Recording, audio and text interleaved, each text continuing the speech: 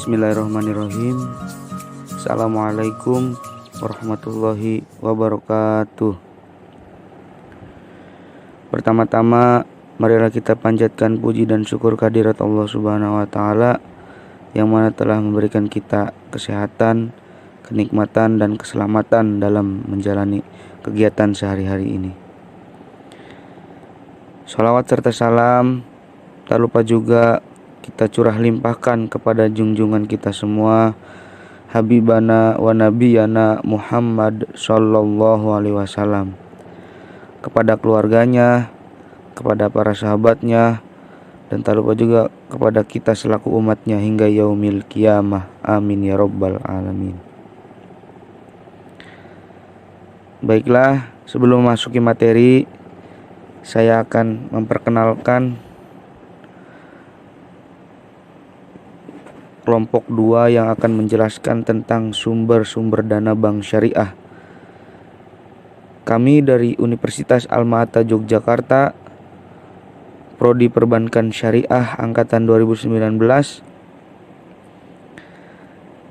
dengan mata kuliah Manajemen Dana Bank Syariah yang diampu oleh Bapak Ageng Asmarasani.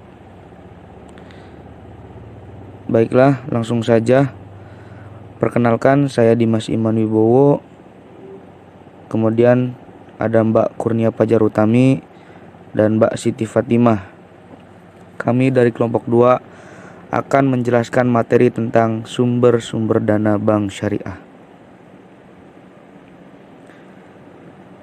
Langsung saja materi yang akan saya sampaikan,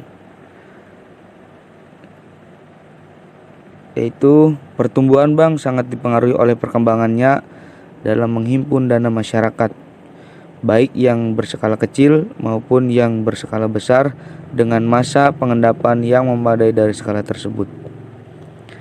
Sebagai lembaga keuangan, maka dana menjadi masalah bank yang paling utama.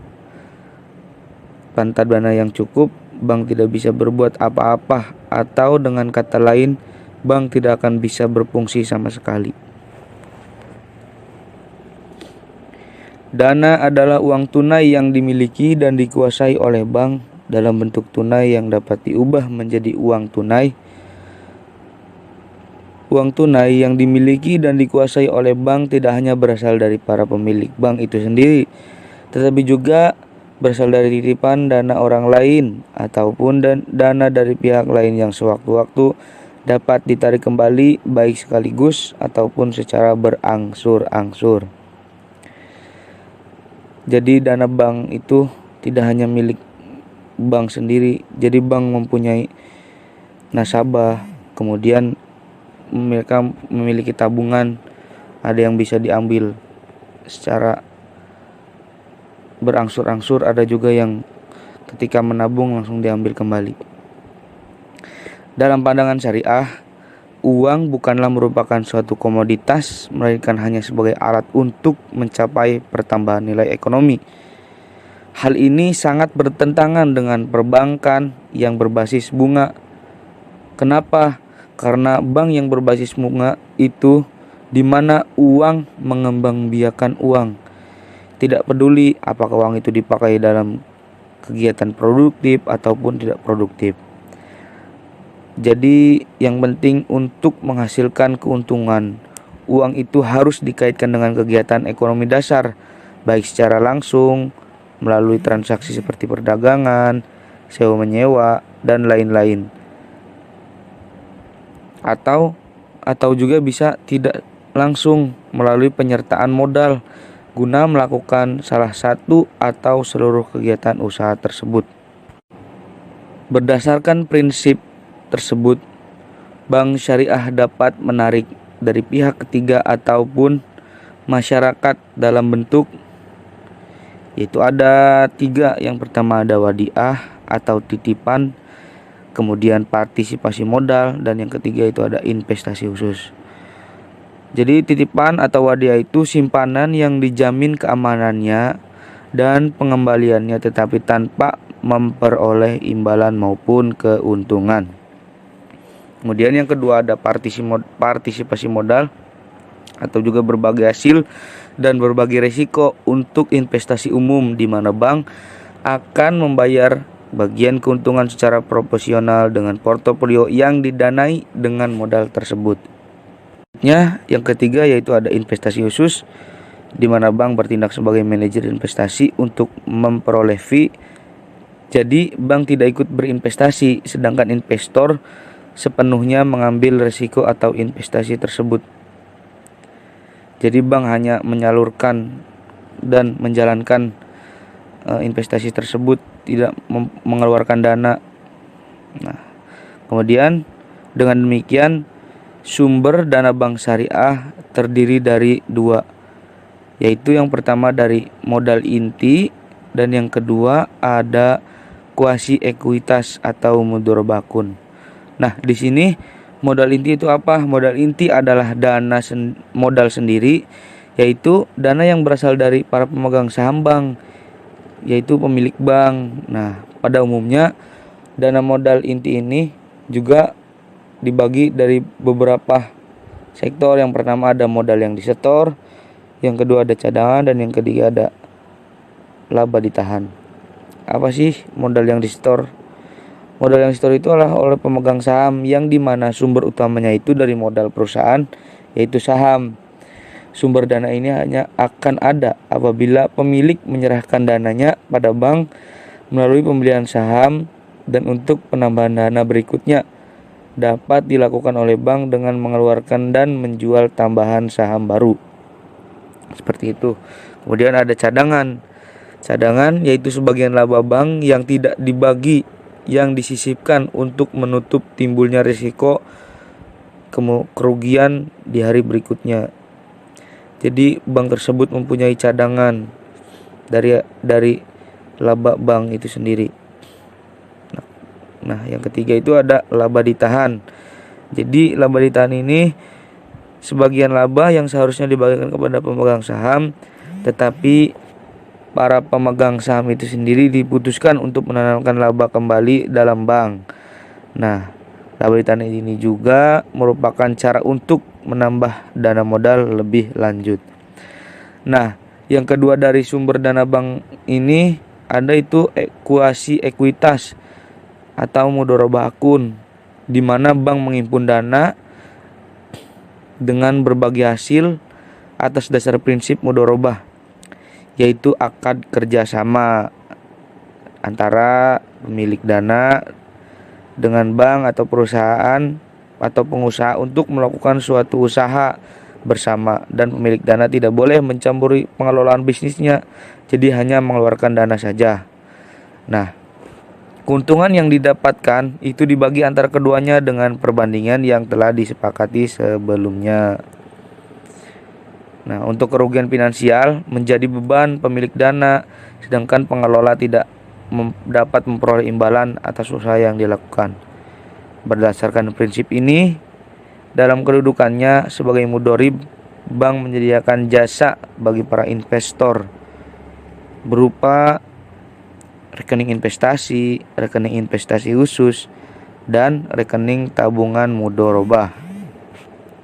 Nah, apa sih rekening investasi? Rekening investasi itu di mana bank menerima simpanan dari nasabah yang mencari kesempatan berinvestasi atas dana dari mereka dalam bentuk investasi juga, dan berdasarkan prinsip mudorobah mutolakoh.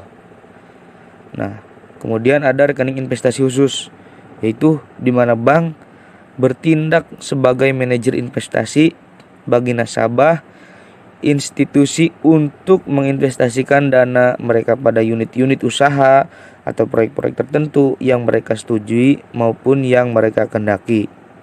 Nah, kemudian ada rekening tabungan mudorobah. Apa sih? Yaitu menggunakan prinsip mudorobah juga digunakan untuk jasa pengelolaan rekening tabungan. Salah satu syarat mudorobah adalah bahwa dana harus dalam bentuk uang dan dalam jumlah tertentu yang diserahkan kepada mudorib.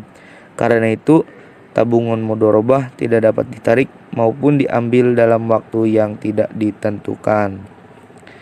Nah, itu saja mungkin yang bisa saya sampaikan. Materi selanjutnya akan dijelaskan oleh Mbak Kurnia Fajar Utami. Untuk waktu saya persilahkan. Untuk lebih jelasnya, sebenarnya sumber dana bank dapat dibedakan menjadi 3, yaitu dana pihak pertama, dana pihak kedua, dan dana pihak ketiga. Pihak bank harus bijaksana memilih menggunakan jenis sumber dana yang mana dalam operasional bisnisnya, sehingga bisa menggunakan dana tersebut dengan efektif dan tepat sasaran. Dana pihak pertama yang dimaksud adalah modal awal yang dikumpulkan dari pemegang saham untuk mendirikan sebuah bank.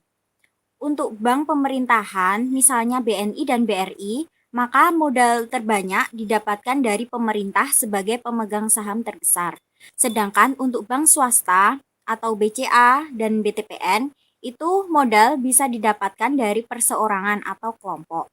Dana pihak pertama adalah dana dari modal sendiri yang berasal dari pemegang saham, baik pemegang saham sendiri maupun pihak pemegang saham yang ikut mendirikan sebuah bank, termasuk para pemegang saham publik. Dalam neraca bank, modal sendiri tertera dalam rekening modal dan cadangan yang tercantum pada sisi pasifa atau liabilitas. Berikut adalah pembagian sumber dana pihak pertama menurut jenisnya. Yang pertama yaitu modal awal dari pemegang saham. Nah, modal awal merupakan sejumlah dana yang telah disepakati oleh pemegang saham untuk diinvestasikan sebagai sumber dana operasional sebuah bank pada saat didirikan hingga dalam jangka waktu tertentu. Jika dana masih belum tercukupi, sedangkan saham masih tersisa, maka bisa menjual saham tersebut kepada pihak saham lama untuk mendapatkan dana tambahan. Lalu yang kedua, dana cadangan bank.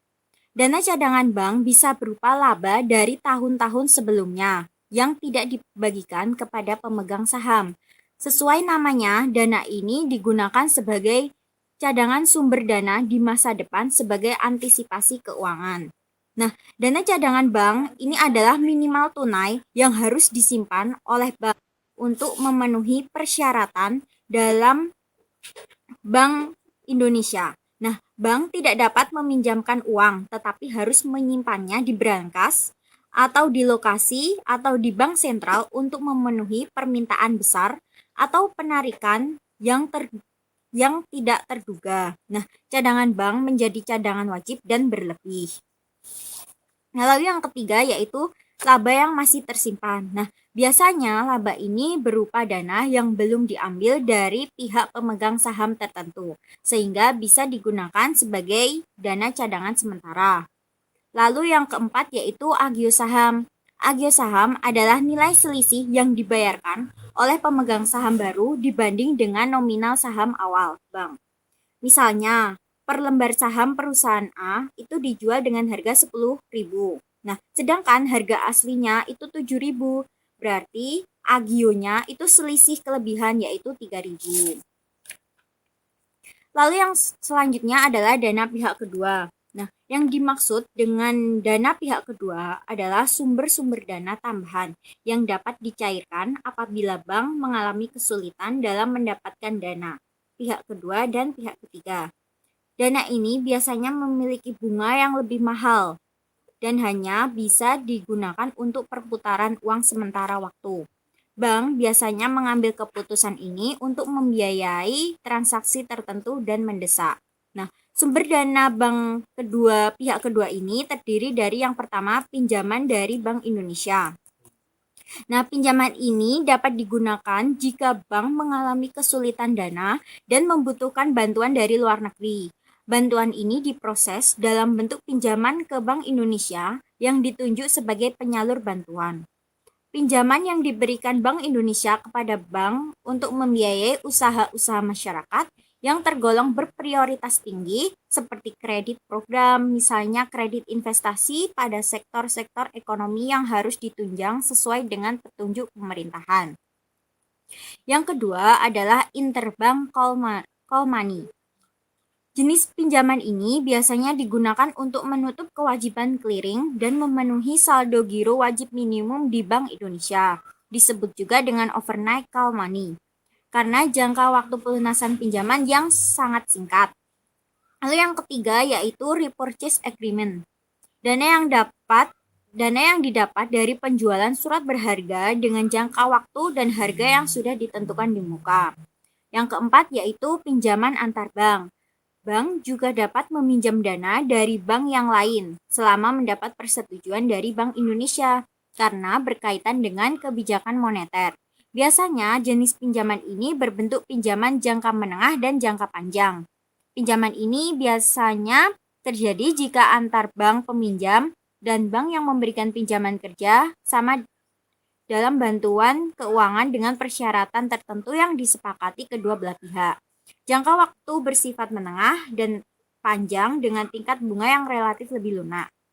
Nah, yang kelima yaitu pinjaman dari lembaga keuangan bukan bank atau LKBB, biasanya berupa surat berharga yang dapat diperjualbelikan lagi dan dapat diperpanjang. LKBB ini hampir semua berubah statusnya menjadi bank umum. Pinjaman dari LKBB ini lebih banyak berbentuk surat berharga yang dapat diperjualbelikan dalam pasar uang sebelum jatuh tempo daripada bentuk kredit.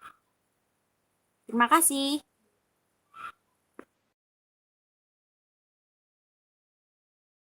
Baik, mohon maaf sebelumnya. Di tempat saya ada gangguan jaringan sepertinya, jadi tuh gambarnya tidak nampak semua. Jadi saya akan mematikan kamera juga ya. Mohon maaf sebelumnya.